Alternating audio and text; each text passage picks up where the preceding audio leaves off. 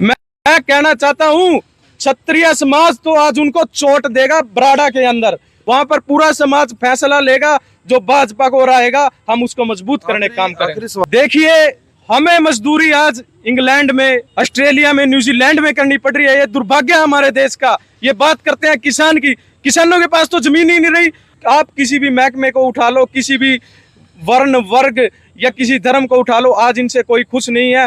हर व्यक्ति इनसे दुखी है और हर व्यक्ति ने मन बना लिया है जो इनको हराएगा हम उनको जिताएंगे। बुद्धि राजा को जिताओ, इस देश को बचाओ, भाजपा को भगाओ, इस देश को बचाओ। क्षत्रियों के मान सम्मान को बचाने के लिए इस भाजपा को भगाना होगा, भगाना होगा, भगाना होगा।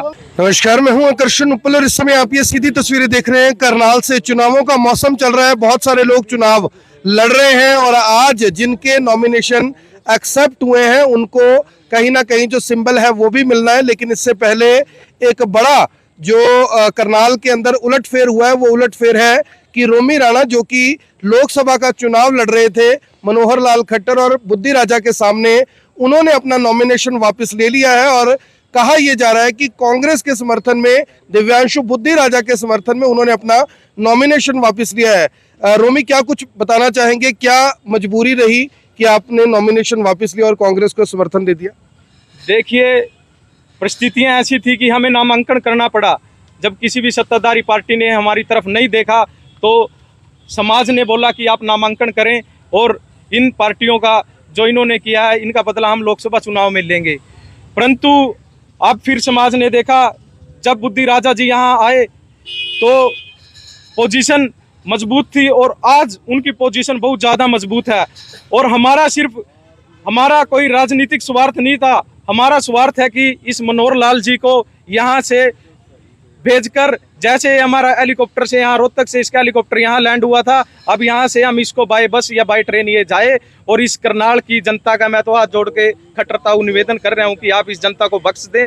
76 साल की आपकी उम्र हो गई है, जब आप 58 साल की उम्र में एक रिटायरमेंट की एज सरकार द्वारा निर्धारित है। और मैं लोकसभा में बैठे उन सांसद भाइयों को और सांसद प्रतिनिधियों को भी कहना चाहता हूँ कि लोकसभा के अंदर भी एक एज का होना बहुत जरूरी है ताकि वो इस देश की दशा और दिशा अच्छे से तय करने में। क्या कुछ बातचीत हुई आपके दिव्यांशु के साथ भी?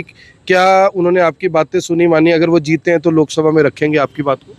देखिए दिव्यांशु जैसे हमारी बात हुई, हमारी पगड़ियों को इन्होंने उछाला गुजरात के अंदर, हमारी माँ बहन की साड़ियों को इन्होंने छीना। तो देखिए जब जिस देश के अंदर बेटी बचाओ बेटी पढ़ाओ के नारे दिए जाते हैं और उन बेटियों पर लाठियां बरसाई जाती हैं, वो देश कैसा होगा? तो देखिए स्वाभिमान के लिए हम जिंदा रहे हैं। जब इस देश को बनाने की बात आई, सरदार वल्लभ भाई पटेल के कहने पर 465 रियासतें 1 मिनट में राजपूतों ने इस देश के नाम कर दी। क्या इस दिन के लिए हमने नाम की थी कि हमारी पगड़ियों पे इन्होंने ऐसे पगड़ियों को उछालेंगे, हमारी बहन बेटियों की साड़ियों को ये खींचेंगे? तो देखिए हम स्वाभिमान के लिए जिए हैं। और मैं कहना नहीं चाहता था, चाहे वो 65 का युद्ध हो, 71 का युद्ध हो, चाहे कारगिल की लड़ाई हो, हम आज भी तिरंगे में लिपट कर आने का इस देश के लिए शौक रखते हैं। जो हमारा राजतंत्र में कर्म था वो हम लोकतंत्र में भी कर रहे हैं। हमारा कर्म था कि हम इस देश की सेवा के लिए अपनी जान दें, हम आज भी जान देने के लिए तैयार हैं। और भाई बुद्धि राजा जी की बात, तो बुद्धि राजा जी वाकई में एक बुद्धिमान व्यक्ति हैं और उनके खिलाफ आज तरह तरह के ये मैसेज आ रहे हैं, उन पे मुकदमे दर्ज कराए जा रहे हैं। तो मैं कहना चाहता हूं अब ये युवा जाग चुका है, इस करनाल का युवा अब यहाँ पर एक ऐसे नेता को देखना चाहता है वो इस करनाल की बात करे, ना कि चंडीगढ़ में। आपने देखा उनसे मिलने के लिए तो पहले भी कितना समय लग जाता था। बुद्धि राजा जी आज जनता के बीच में घूम रहे हैं। आप पहले भी किसी पार्टी से जुड़े रहे हैं या अभी कांग्रेस को समर्थन दे रहे हैं? देखिए हमारी कोई पार्टी नहीं है। हमने पहले भी एक नीलोखेड़ी के अंदर धर्मपाल जी को, हम तो सिर्फ एक जनता प्रतिनिधि को, मैं एक अपने आप को जनसेवक के रूप में मानता हूं। मैं कोई राजनेता नहीं हूं, चाहे मैं छोटा हूं चाहे मोटा हूं। परंतु जो ये राजनेता होते हैं ये तो दिल्ली से आते हैं और दिल्ली चले जाते हैं। हम जनता की आवाज़ को सुनते हैं और जनता की प्रॉब्लमों पे उनकी ये उलझाने का काम करते हैं। तो यही हमारा काम है। ये जो बीजेपी के खिलाफ आप चुनाव लड़ रहे थे तो क्या मुद्दे क्या थे मेन, किस मुद्दों को लेकर? ये तो एक बात हो गई कि आपके समाज के साथ जो गलत हुआ, इसके अलावा क्या क्या मुद्दे थे आपके? देखिए हमें मजदूरी आज इंग्लैंड में, ऑस्ट्रेलिया में, न्यूजीलैंड में करनी पड़ रही है। ये दुर्भाग्य है हमारे देश का। ये बात करते हैं किसान की, किसानों के पास तो जमीन ही नहीं रही। आप 10 साल का आंकड़ा निकालिए, हमारी कई हजार एकड़ जमीन बिक चुकी है। वो कारण क्या है? आज हमारे बच्चे जो युवा विदेशों में डोंकी मार मार के जा रहे हैं, हमें जमीनें बेचनी पड़ रही है। जब रोजगार हमें विदेश की दरा पर करना पड़ रहा है, तो इन सरकारों का हमारे पर क्या आशीर्वाद है। और मैं आपके चैनल के माध्यम से एक बात और कहूंगा कि ये सरकारें पीछे हमने 10 साल से देख लिए हैं, जितना दंगा आपसी भाईचारे का हो, चाहे जातिवाद का हो, चाहे किसी धर्म को लेकर हो, इस 10 साल में हमारे सामने आया। हमने ऐसा दंगा पहले कभी नहीं देखा। तो अभी दिव्यांशु को सपोर्ट करोगे? बिल्कुल, दिव्यांशु को खुला सपोर्ट रहेगा। जो मनोहर लाल को हराएगा, दिव्यांशु आज उस भूमिका में है कि वो मनोहर लाल को हराने जा रहे हैं। आपके समाज ने सीएम को दे दिया समर्थन, तो उसको कैसे देखते हैं? आप एक चीज देखिए, आज 10 साल के अंदर तो उनको महाराणा प्रताप जी नहीं दिखे क्या? आज 10 साल के बाद महाराणा प्रताप के चरणों में फूल चढ़ाने पड़े। तो 10 साल पहले वो राजपूत समाज को भी पता है वो 10 साल किन एसियों की हवा में बैठे थे। शायद वो 10 के 10 साल वहां फूल चढ़ाते तो उनके राणा प्रताप के संघर्ष से पता चलता कि एक घास फूस की रोटियां खाकर उन्होंने इस देश के लिए क्या बलिदान दिए, क्या त्याग दिया और क्या समर्पण दिया। उन्होंने सिर्फ एसियों की हवा खाई। वो इसको सिर्फ एक पॉलिटिकल इशू बनाना चाहते हैं कि आज वो वहां माला चढ़ाए आएंगे, कल को क्षत्रिय समाज उनको वोट देगा। कल जी बताइए। मैं कहना चाहता हूं, क्षत्रिय समाज तो आज उनको चोट देगा। बराड़ा के अंदर एक राज्य स्तरीय आज आयोजन किया गया है महाराणा प्रताप जी की जयंती के रूप में। वहां पर पूरा समाज फैसला लेगा, जो भाजपा को हराएगा हम उसको मजबूत करने का काम करेंगे। आखिरी सवाल है, 3 विधायकों ने, निर्दलीय विधायकों ने समर्थन दिया है कांग्रेस को। जिला परिषद के कल जो मेंबर है उन्होंने भी समर्थन दे दिया, सरपंच पहले से समर्थन दे रहे हैं। क्या लग रहा है, फायदा मिलेगा कुछ कांग्रेस को इसका? मैं आपको कहना चाहता हूं, गांव के अंदर एक बहुत अहम पद होता है लंबड़दार, वो इन्होंने खत्म कर दिया। उसके बाद सरपंच अपनी मांगे तो मांग रहे थे। अगर पूरे देश के अंदर सबसे बड़ी पंचायतें गांव की पंचायत मानी जाती है, उनको इन्होंने पंचकुला के अंदर लाठियां बरसाई। उसके बाद जिला पार्षदों के भी बहुत से मुद्दे थे, उनकी इन्होंने सुनवाई नहीं की। आप किसी भी महकमे को उठा लो, किसी भी वर्ण वर्ग या किसी धर्म को उठा लो, आज इनसे कोई खुश नहीं है।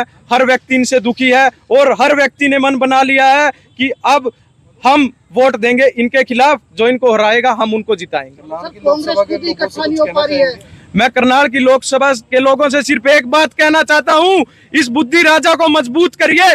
इस बुद्धि राजा ने 5 मुकदमे दर्ज आपके लिए कराए हैं, करनाल के लोगों के लिए कराए हैं।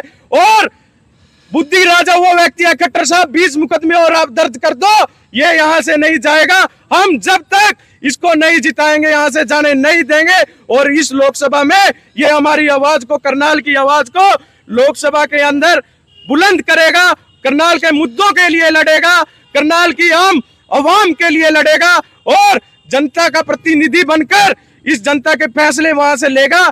जो फैसले वहां से आएंगे वो आपके हित में आएंगे।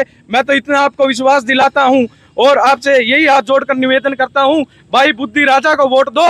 और मैं मेरे समाज राजपूत समाज को भी हाथ जोड़कर विनम्र निवेदन करता हूं, आज बुद्धि राजा ने महाराणा प्रताप के चरणों में नतमस्तक होकर हमें विश्वास दिलाया कि मैं क्षत्रिय समाज का मान सम्मान और स्वाभिमान को उस तरह बरकरार रखूंगा जिस तरह का इन्होंने त्याग बलिदान दिया है। तो मैं दोबारा फिर यही संदेश दूंगा, बुद्धि राजा को जिताओ, इस देश को बचाओ, भाजपा को भगाओ, इस देश को बचाओ।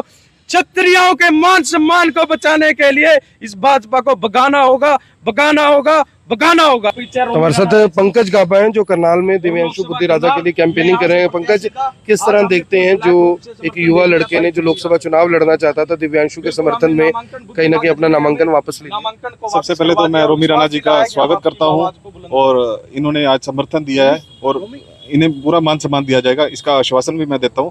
और दूसरी बात, नेचुरली बात है, दिव्यांशु बुद्धि राजा को चुनावों में रोमी राणा जी के आने से मजबूती मिलेगी। और आप जैसे दिन पर दिन देख रहे हैं, जैसे परसों 3 निर्दलीय विधायकों ने समर्थन दिया और उसके बाद कल 20 पार्षदों ने मीटिंग की और आज रोमी राणा जी ने समर्थन, हाँ, तो इनके प्रति ना लोगों के अंदर जो गुस्सा था वो फूट के निकल रहा है। और जैसे जैसे 25 तारीख नजदीक आती रहेगी, लोगों का आप नेचुरली रोज देखेंगे, हर रोज बम फूटेंगे और एक दिन 25 तारीख को बड़ा धमाका होगा, उसका रिजल्ट 4 जून को आएगा। तो इस धमाके का नुकसान लोगों को नहीं होना चाहिए, इसका ध्यान रखना है आपने। तो मेरी आप सभी लोगों से अपील, जो भी लोग इस वीडियो को देख रहे हैं, इसे साथ के साथ जरूर शेयर करें। रोमी राणा ने अपनी बात को बुलंद तरीके से रखा और अपना जो समर्थन है वो दिव्यांशु बुद्धिराजा, जो कि कांग्रेस की टिकट पर करनाल से लोकसभा का चुनाव लड़ रहे हैं, उनको दिया। मेरी आप सभी लोगों से अपील, जो भी लोग इस वीडियो को देख रहे हैं, इसे साथ के साथ जरूर शेयर करें। 25 मई को वोट करने के लिए जरूर जाइएगा। 4 जून को नतीजे आएंगे और तब पता लगेगा कि आखिर करनाल का बादशाह कौन है। धन्यवाद।